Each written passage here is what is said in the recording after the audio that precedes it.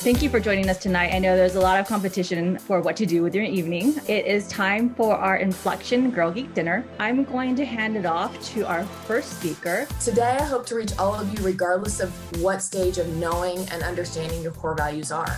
And for those of you that said you know your core values, I want to challenge you to really think about how you would define your core values if asked.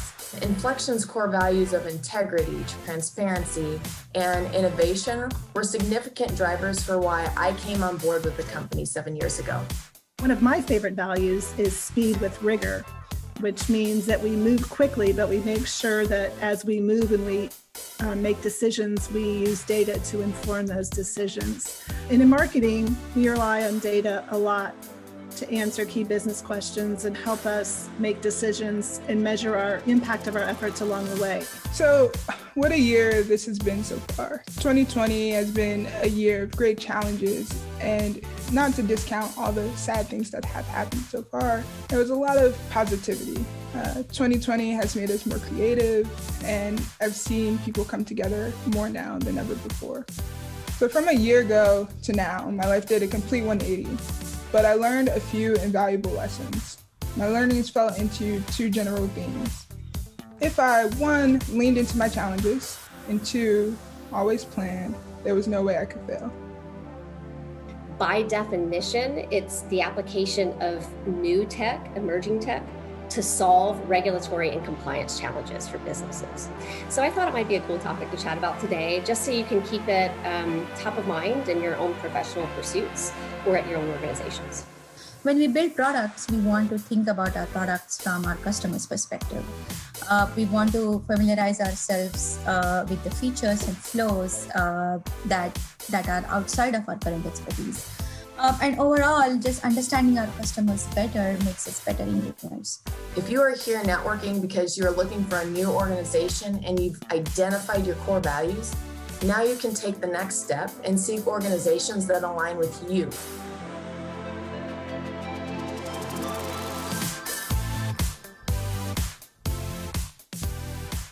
It's 6 o'clock and it is time for our Inflection Girl Geek Dinner. Thank you for joining us tonight. I know there's a lot of competition for what to do with your evening, but I plan to be reading the Twitters later and seeing what happened. But in the meantime, we are continuing with our fine tradition of Girl Geek Dinners for over 12 years in the San Francisco Bay Area. I'm based in Berkeley, Sugrutha is in San Francisco, and we're really happy to be continuing this tradition of bringing women together across companies to hear from other incredible women talking about what they do best, whether it's HR, marketing, product management, engineering, you name it. So we have a really great roster for you tonight of some of the amazing women from Inflection. But first, I want to talk a little about what we're working on at Girl Geek X. So we have a virtual conference coming up. It is going to be March 8th, 2021, and we've been doing it for our 4th year now. It's always been virtual. It's been a full day of women talking about their new technologies, their leadership skills, and kind of helping each other out, sharing what they have learned along the way so that they can help you advance your career faster. And also plenty of companies who are hiring also sponsors so they can have their speakers and their opportunities showcased to our community of 40,000 women in tech. Another thing that we have is podcasts. So we have a great library of podcasts, which have the best of our Girl Geek Dinners. They're available on any of your podcasting services that you like to use. And you can find Girl Geek X there. And we have about 20-something podcasts there. And you can also check out all of the events that we posted, well, in the recent history. You can find our videos on YouTube. So if you go to youtube.com/girlgeekx, you can find all our videos there. And you'll also find tonight's talks there in a few weeks after we do some production, add some music, make it shorter. So feel free to loop back and then send those videos to your friends. And also, I wanted to talk a little about how Inflection is hiring. I'm really excited because when I saw the job listings, I was like, wow, there's so many engineering, marketing, accounting, different roles in the tech company that they're hiring for. And a lot of them are remote. So I'm really excited that you can definitely apply for those jobs from anywhere around the world. And also hopefully share them with your friends, because we know in this pandemic, the women have been disproportionately affected. and unemployed and in dire straits. So please do feel free to share those job listings that are in your Zoom email, and I'm sure in a follow-up email, you'll also see those job listings there. So please feel free to share them with fellow Girl Geeks and anyone that needs that. So let's see, what else is there? I think that's all we have for now. I'm going to hand it off to our first speaker, Mikaila, who is the Vice President of Human Resources at Inflection. She is a very skilled HR professional who's been working for over 16 years and has been at the company for over 7 years. She is passionate about cultivating and maintaining the culture and intently focused on upholding the core values of Inflection, which she'll be talking about next. So I wanted to welcome Mikaila. There we go. Hello, everyone. Hi, I'm Mikaila. Thanks so much. It's great to see you and be with all of you tonight. As Angie mentioned, I'm the VP of HR at Inflection for the past 2 years and with the company for 7. Just a little bit about Inflection. In 2006, Inflection was started by 2 brothers, Brian and Matthew Monahan. They created and rolled out several people data-driven products over their tenure, most notably archives.com, which was later sold to ancestry.com. And over time, other online people search products have emerged, such as peoplesmart.com, which was a B2C subscription-based service and the bread and butter of our business for several years, and where the concept of Good Hire began. In 2018, the brothers handed the Inflection reins over to our current CEO, Mike Grossman. And since then, our primary product focus has been on goodhire.com and our associated APIs. Good Hire is the easiest, most flexible, and most delightful employment background screening experience you can find. Yes, that's directly from our website. But as the VP of HR for Inflection, I'm also a Good Hire customer. In HR, I usually say nothing is ever easy, but I love Good Hire because it truly makes background checking easy. Currently, Good Hire has assisted about 80,000 organizations with their background checking needs. As Angie was referring to open positions, Inflection has open positions in various departments, and we're diligently focused on having an inclusive workplace and on increasing the diversity of our workforce. To quote our D&I statement, we believe in empowering everyone to be themselves at work so we can be better together. Please check us out and our open positions out at inflection.com or goodhire.com. We've also recently partnered with themuse.com as well, if you're familiar with that, so you can check us out there too. Okay, now moving on to core values. Quick question, is there slides that are supposed to be displayed right now? Yeah, I'm sharing my screen right now, and hopefully everyone can see that. Perfect. Okay, so core values is a topic that I am truly passionate about for 2 main reasons. And one, Inflection's core values of integrity, transparency, and innovation were significant drivers for why I came on board with the company 7 years ago. I got recruited to Inflection by a previous coworker, and as I looked at the website, of course, we all do that, I interviewed with various leaders in the organization, and the as advertised core values were truly apparent in the people that I met with. As I look back now, my previous company had a decent mission statement, but it wasn't rooted in core values. I would venture to say that the customer is always right was their core values, which does make sense for a staffing company. And you think it's okay until you're told you shouldn't bother recruiting people of color for certain clients because, well, the customer is always right. One of my best friends still works there, and data shows that a best friend at work is a shoo-in for employee retention. But I'd argue the data and say core values may just be more important. 2, I've been in HR now for 16 years, and I've obviously seen a lot of people come and go in my organizations, and for various reasons. But I believe a person's decision to stay with the company or leave a company always connects to core values one way or the other. It's basically like the 7 degrees of Kevin Bacon. But stop for a minute and think about this. Core values. As I say the words core values, I know that some of you are out there immediately said to yourself, what are my core values? And some of you said to yourself, I know my core values, right? And some of you said to yourself, I know my core values. They're honesty, integrity, grit, work-life balance, yada, yada, yada. Today, I hope to reach all of you regardless of what stage of knowing and understanding your core values are. And for those of you that said you know your core values, I want to challenge you to really, really, really think about how you would define your core values if asked, and how those core values shape your life. During the interview process, I always ask, what are your core values? Tell me examples of how I would see those core values displayed in your work.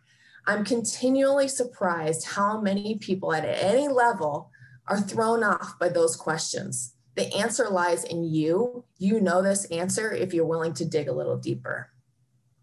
Let me express what core values mean to me from an HR leader perspective.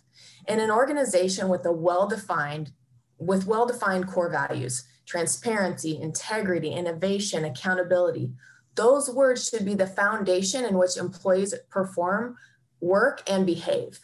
In order for that foundation to be solid, organizations should expect employees to uphold those values and do something about it if they're not. So, true confessions here. I'm an HGTV geek. So the word foundation makes me think about the rare occasion when I actually get to sit down and relish in the joy of watching a house flipping show with a glass of wine. And inevitably, most of the houses with the crumbling foundation are the hardest to fix up, and they end up costing a lot more money. Wow. How true is that also for an organization with crumbling foundation of core values? Okay, but there's good news. A house with a crumbling foundation can be fixed and repaired, and it ends up beautiful and way more valuable. Same for an organization, right? Reverting back to my previous life before HR, I was a personal trainer. So the term core always makes me think of six-pack abs. But we all know now that core is everything under the surface, the food we put in our body, the muscles we work, the chemicals interacting internally. You know, all the things that get that external surface of six-pack abs, hopefully. When you develop and understand your core values, they should be packed with deeper meaning. So I define personal core values as the deep-rooted beliefs that a person operates from and are externally obvious.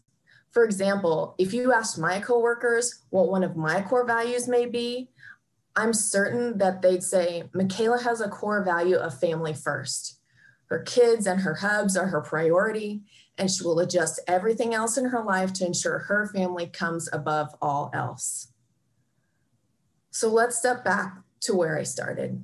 For those of you that said, self, what are my core values?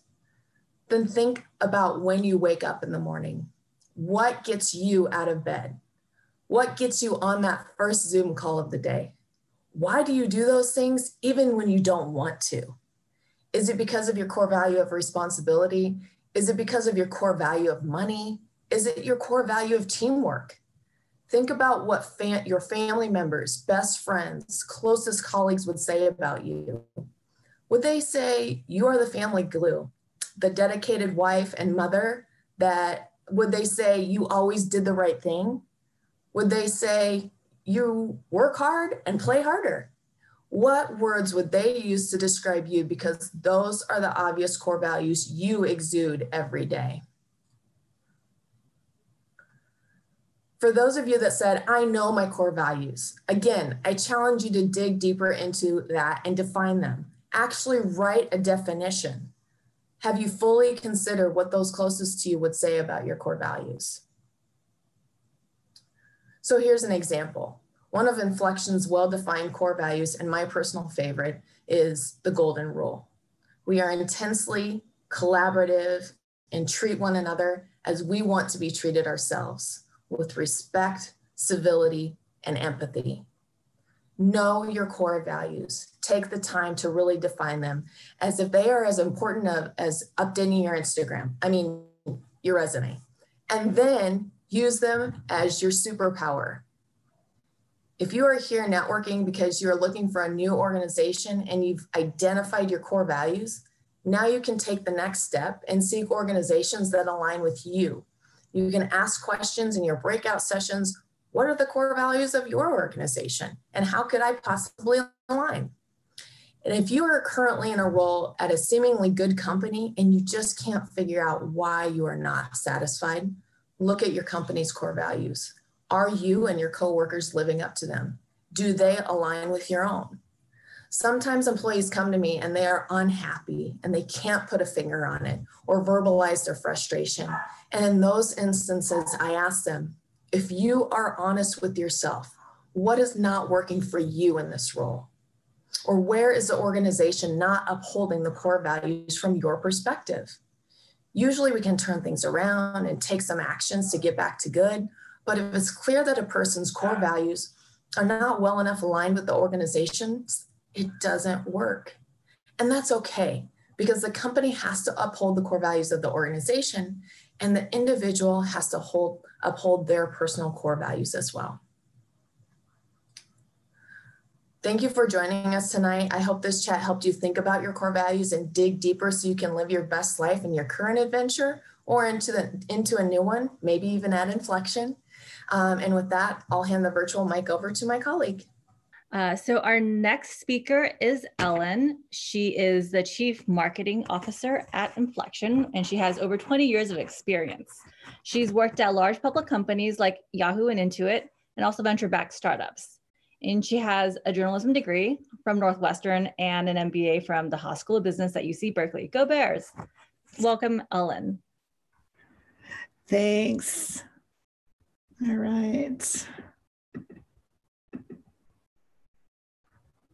Hopefully everyone can see my screen. Well, it's great to be with you all tonight. I'm going to talk about marketing and numbers. And when I first wasn't in marketing, I didn't really necessarily associate marketing with numbers. But in fact, I was pleased to discover that there's a lot of data underlying marketing. And in fact, as an organization, one of the things that Mikaila didn't mention, we're a very data-driven organization. And one of my favorite values is speed with rigor, which means that we move quickly, but we make sure that as we move and we make decisions, we use data to inform those decisions. And in marketing, we rely on data a lot to answer key business questions and help us make decisions and measure the impact of our efforts along the way. We use data to answer questions such as how much money should we invest in a campaign? How is our website performing? What content should we create? And how can we drive more revenue for the business? Today, I'm going to just walk you through a couple of examples of how we do this, some actual case studies, if you will. But to set some context, we as a business, marketing is responsible for driving a lot of leads. Leads is sort of the lifeblood of our organization. Leads are prospective customers. And we drive leads into the business primarily through our website. And we use a variety of channels or sources to drive those leads: paid search, organic search, referring websites, partner relationships, etc. We drive those leads to our website, and then we work in marketing to either convert them to a paying user or to create what's called an MQL, or a marketing qualified lead, which we pass on to our sales team. And then the sales team works to convert those leads into opportunities and eventually to close won deals and customers. So that sets the context. And so next, I'd like to talk to you about paid search. Paid search is a really big channel for us. We spend a lot of money on paid search, but we spend it efficiently, and we are very intentional about how much we spend and where we spend it. So to just provide some context for folks who may not be familiar with paid search or how it all works, you probably have encountered paid search ads if you spend any time on Google. At the top of the page, when you do a search, you probably see an ad. And I've got an example of one of our ads on the left side of the screen. And we bid on placements. We have hundreds of keywords we bid against. And then we measure our performance with a few key metrics. One is impressions. How many times did that ad show up on a search result page? Clicks, how many times did people click on that ad? And those two metrics combine to form something called click-through rate, which is our efficiency of converting impressions into clicks. And then CPC, or the cost per click, how much do we pay for each of those clicks? And that's certainly important as we think about how much money should we invest in paid search. But then we drive those clicks over to a landing page on our website, which I have an example on the right. And once the lead gets there, or the person gets there, we look at a couple other metrics. One is the number of visits to the page, the number of visits that convert into a lead, meaning how many people filled out that form and hit the submit button, the conversion rate, which is just the efficiency of us converting visits into leads, and then how much do we pay for that lead, because that becomes really important. So let me sort of put it all together. Now, this is a lot of numbers and a lot of data on the page, but just to summarize how we think about this, we've got impressions, how many times our ad shows up, how many people click on it, how many of those clicks turn into leads, and how much do we pay, how much is sort of the implied rate we paid for those leads based upon how much we paid per click, how effectively those leads convert into customers. In this case, this example here is 20%.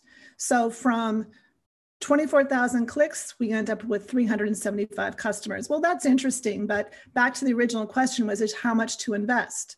Well, in our company, we are very mindful of a 12-month revenue per customer. So how much money can we expect to generate in revenue for that customer over a 12-month period? And that would be an average customer.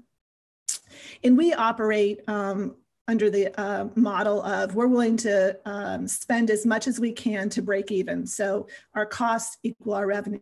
So let's just say, for example, that the cost, the 12-month revenue generated from that customer is $500. So we'll spend up to $500 to acquire that customer. And that's not just on media expense, that's all expenses. So there's a mathematical equation there, but the gist of it is that we'll be willing to spend up to $100 for that lead all in to generate that $500 in revenue for that first year. So in the example I've shown up here, we could actually spend more money because we're not hitting that break-even number yet.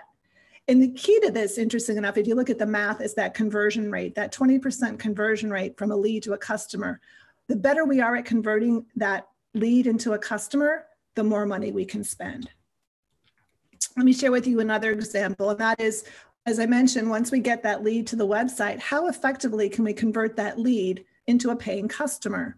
So what I have up here on the screen are the steps on our website that a prospect would follow, from submitting a lead to selecting a background screening package, to maybe choosing to add on some additional options to that package. So adding more to the shopping cart, if you will, and then eventually giving us a credit card and purchasing that background check. Now, what I've included at the bottom are and these are all example numbers. These aren't real numbers, but just let's assume that 10,000 people made it to that page where they could fill out the lead form. And then let's say we have tools that allow us to measure this, that 50% drop off and never complete that stage. So that means at the next step, there's only 5,000 visitors that make it to the select package page. Another 50% drop off, so then 2,500, another 75% drop off. So the final page, 625 people make it to the page where they're going to actually purchase a background check. And then only 15% of those actually end up purchasing. So starting at 10,000 visits, that means out of every 10,000 visits with this example, 94 paying customers, or a 1.9% MQL, or marketing qualified lead to purchase conversion rate. And so what we're trying to do every step along the way is to improve the conversion rate. So right here, I'm going to show you is we do a lot of A/B testing. So right now, this is actually a live A/B test we have in place right now. We're trying to improve the conversion rate, getting more people to click on this page and move to the next page. This is a select package page. Now, these two pages, the control and test, might look similar to you, but there's one minor difference, which appears to be minor, but it very likely could be a significant difference. And that is on the example on the left, we do not have a description of the value or what the benefit of each package is. So allowing people to make a more informed decision as to which package they should purchase. And on the right, we have descriptors. So for standard on the left, it says 1 to 2 business days. For standard on the right, it says more comprehensive and up-to-date criminal records, 1 to 2 business days. And then how we're going to measure the effectiveness of this test, again, back to conversion rate, is the percentage who make it to the next page, as well as the percentage who eventually make it to purchase and the dollars they purchase. So just a few key takeaways, and hopefully this came through, is that conversion rate is key to everything.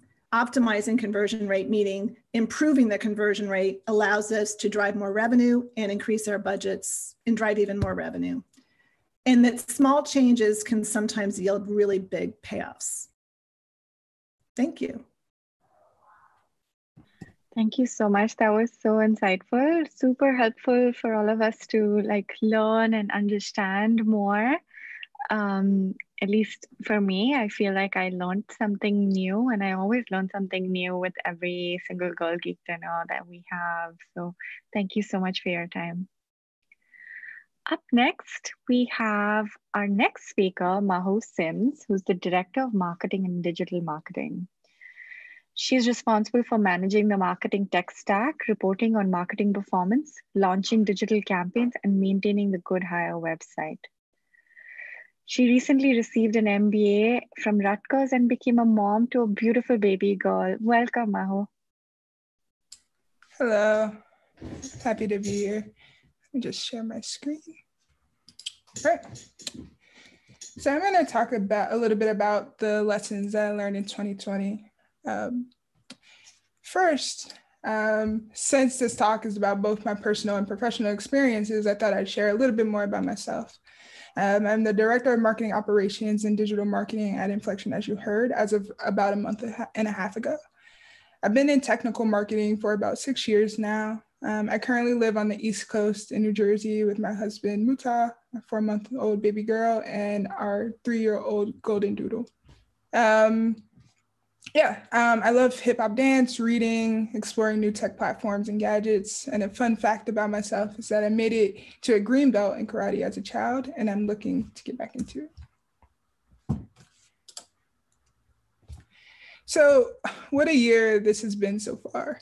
2020 has been a year of great challenges, and not to discount all the sad things that have happened so far, there was a lot of positivity. 2020 has made us more creative, and I've seen people come together more now than ever before.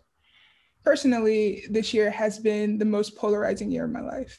I've faced some of my greatest challenges, and I've accomplished some of my biggest goals. Since I often like to learn and draw from the experiences of others, I thought it might be beneficial to share my 2020 story and what I learned along the way. About a year ago, in October 2019, I just landed a new role after working at my first company for about 5 years. I had finally decided to leave. A week after taking on that new role, we found out that we were pregnant. We were super excited, but I was also really nervous to enter the working world as a pregnant woman. And one of my biggest fears was going into 2020 was that I didn't think I would be eligible for a company-sponsored maternity leave. Now that just seems silly. So diving into 2020, we were hit hard kind of right off the bat with bad news. Our baby girl was diagnosed with clubfoot. Clubfoot in itself isn't that bad, but could sometimes mean that your baby has larger chromosomal abnormalities resulting in disorders like Down syndrome.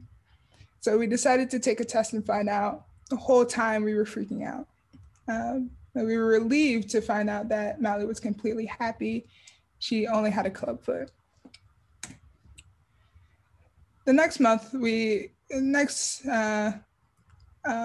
event in our life was another blow. Around March 3rd, I received a vague but demanding email from our HR team stating that I needed to be at work the next day and I could not miss it. For me, this meant one or two things. Either I was getting a promotion or I was being laid off. It was obviously the latter, and I was devastated. Being laid off is stressful, but I was also 6 months pregnant. And even though it wasn't my fault, I felt like a complete failure. A few days later, though, I pulled myself up by my bootstraps and went out to find a job. I gave myself a pat on the back because I found one in just 3 weeks. But due to COVID, my offer was converted into a contract offer. So that didn't give me the stability that I was looking for, but it was truly a blessing in disguise. Next month, my mom tested positive for COVID, and our family was extremely nervous because we didn't know much about the virus. We were happy, though, to find that she began to recover quickly, and she ultimately recovered fully a few months later. We were forced to cancel our baby shower. And in May, racial injustices against Breonna Taylor, George Floyd, Ahmaud Arbery had received national attention. This was tough for me as a Black woman, but also as a mom-to-be. I was constantly thinking, how do I explain to my daughter that she should be proud to be Black? But sometimes it was really hard. In June, though, I finally got a win and graduated from Rutgers Business School with my MBA. A few weeks later, this win was followed by a stressful birthing experience. We weren't allowed to bring family and friends into the hospital, and we had several complications with delivery.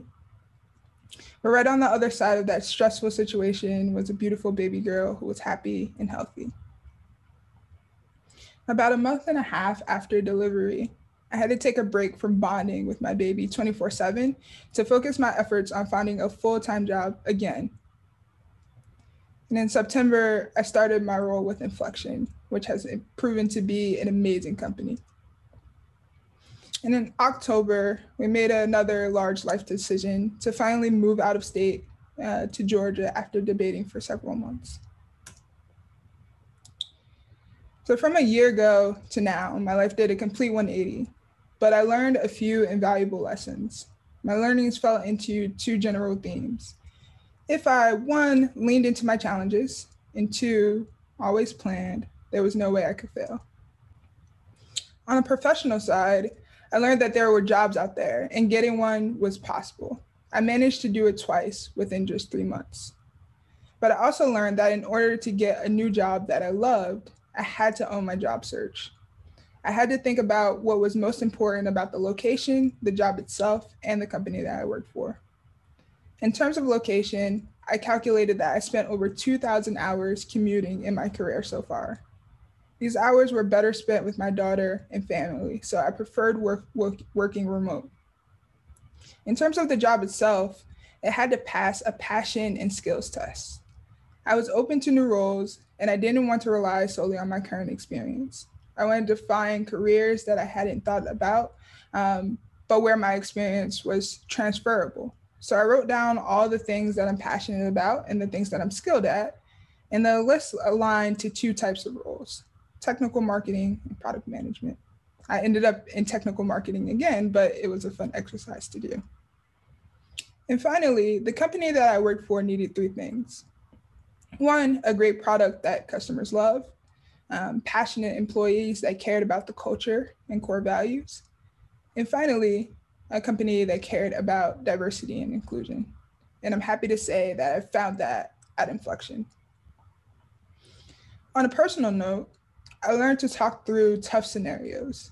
If I had the what if conversations with my family about the tough birth or potential defects, we could have had reduced our stress in the moment, and we would have been better off for it.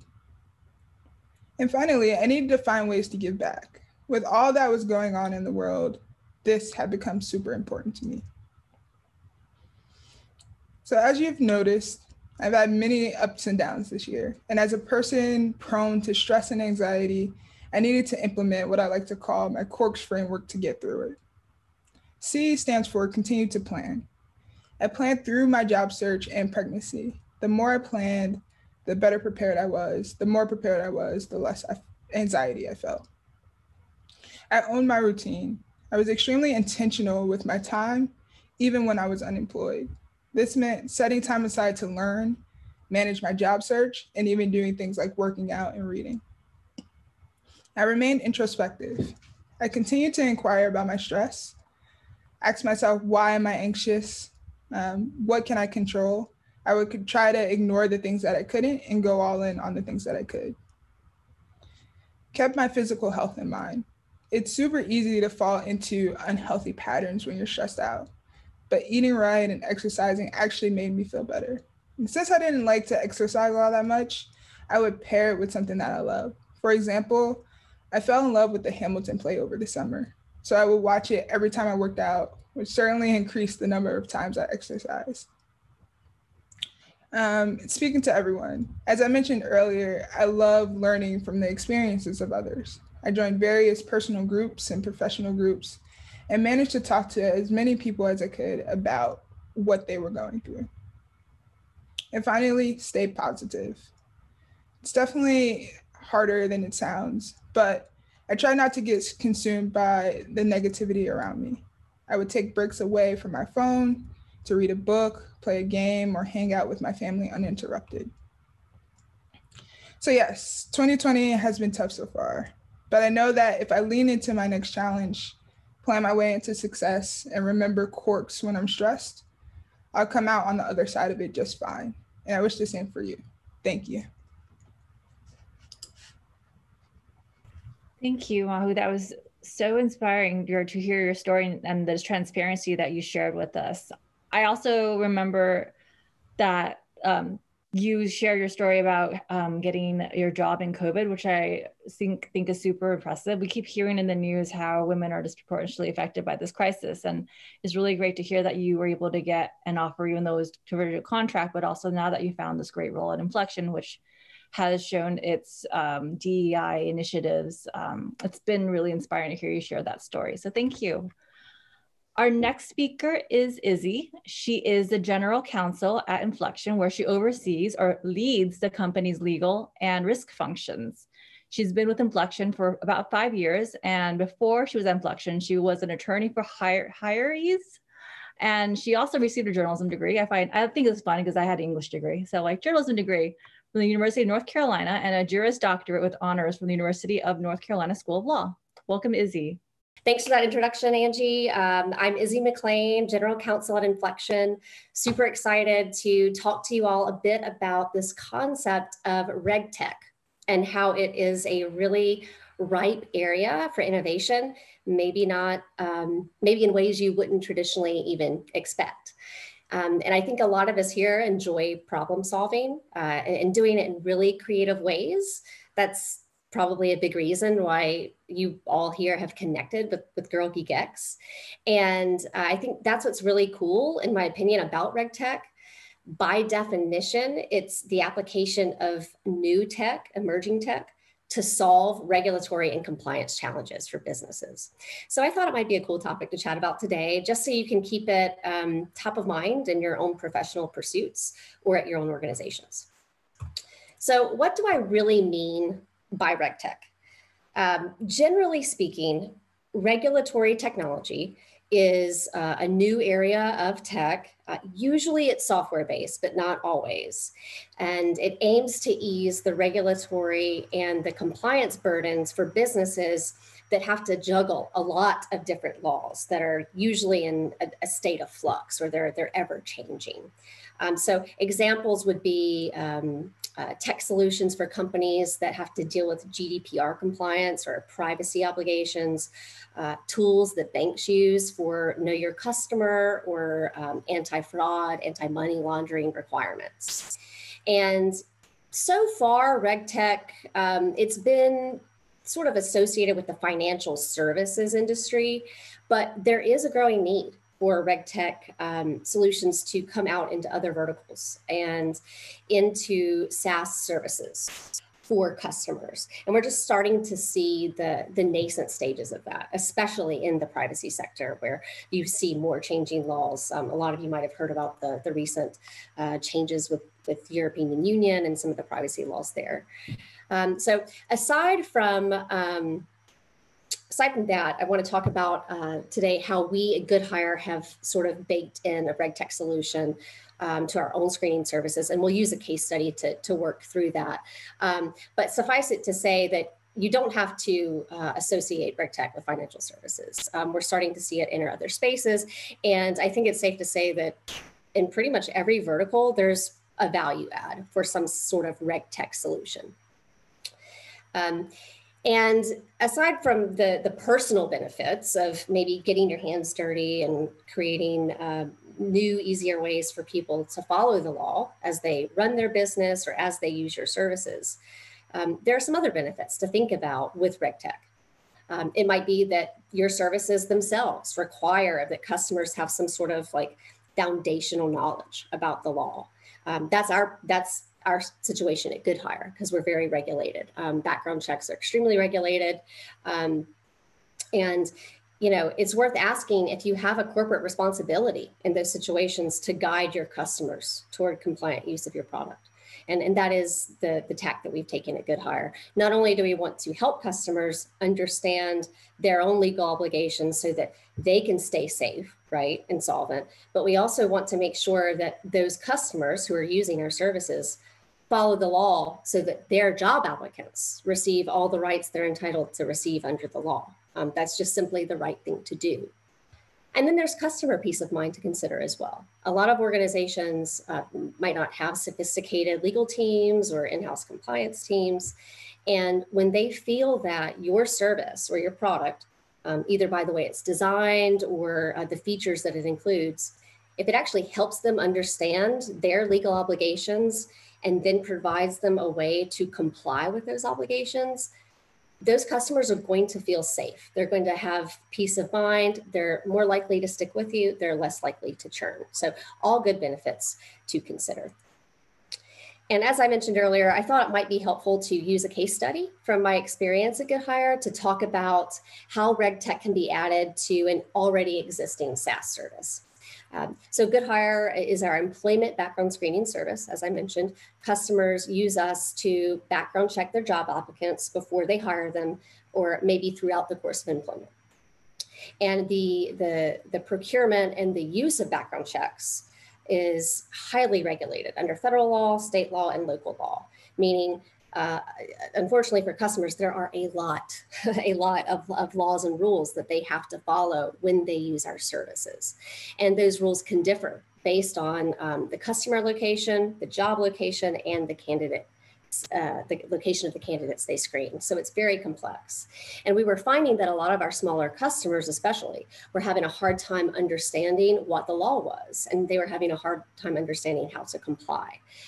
So that was something that we immediately wanted to improve. We decided to invest into educating our customers so that we would raise the probability that they would follow the law and compliantly use our services.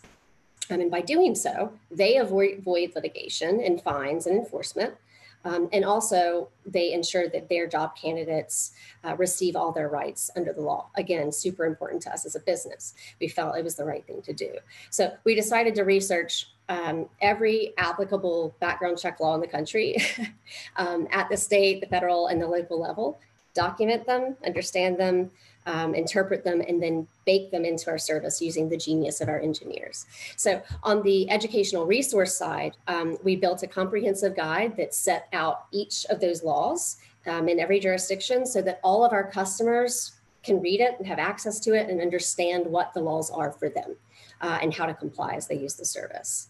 Then on the automated solutions side, our engineers created the ability for us to take into account customer location, candidate location, and job location, and figure out, based on those inputs, which of the 180 legal rule sets should apply to that particular candidate as the customer used the service.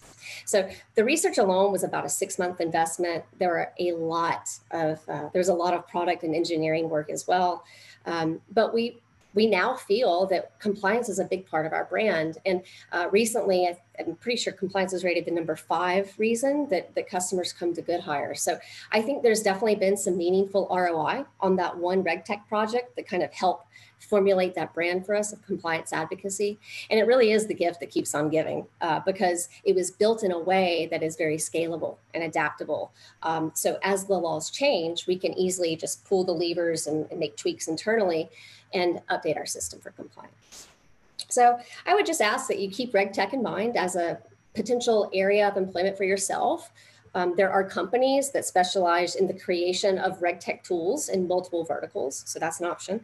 Also keeping in mind for, if you're at a business, for new features or that that, or processes even in the services and the products that you sell. And if you think that you've identified an area that is, pretty ripe one for opportunity for RegTech, go ahead and chat with your product teams. Get buy-in from executives. I think that customer advocacy can create value for your brand, can reduce churn and improve revenue. So that's a talking point you might want to use. Your competitors may already be working on something similar. So you want to be sure that you're staying ahead of the curve with RegTech solutions. Also, you can manage cost of RegTech development internally if you form tiger teams to do a lot of that upfront research and due diligence in-house. And also just be sure to think about how you would balance any increased risk that comes with offering a solution for compliance. That's something that executives are probably going to want you to discuss as you make this pitch. So those are just a few starting points, of course, but keep RegTech in mind as you create and as you go out to the world and do cool professional stuff. That's it. Thank you so much. Thank you. That was awesome. All right. Next up, our next speaker, Avanti, who's the VP of Engineering at Inflection. She oversees data engineering, platform engineering, and customer success engineering teams. So welcome, Avanti. Hi, everyone. So it's a pleasure coming back to Girl Geek Dinner. So today's topic is more around how we can bring the engineering teams closer to our customers.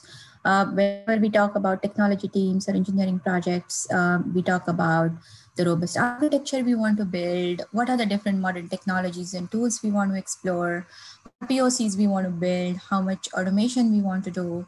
And obviously the focus is on the quality of the code, the development processes, and generally building high energy, fun culture for the teams, right? But there is a very important aspect of building products that is often overlooked by the engineering teams. So definitely one of the factors that we typically overlook is getting closer to our customers, right? And why do we want to do that? Because when we build products, we want to think about our products from our customers' perspective. We want to familiarize ourselves with the features and flows that are outside of our current expertise. We don't want to just build to the requirements, but we want to build products that actually delight our customers, that gives them excellent experience, and that the products that want them to keep coming back to our experiences. And overall, just understanding our customers better makes us better engineers. So here at Inflection, we also try to do the same, and to do that, we take several measures. There is a lot of focus on working closely with the customers, not just for the product teams, but also for the engineering teams. Different ways that we can do this is getting involved into the product development cycle early.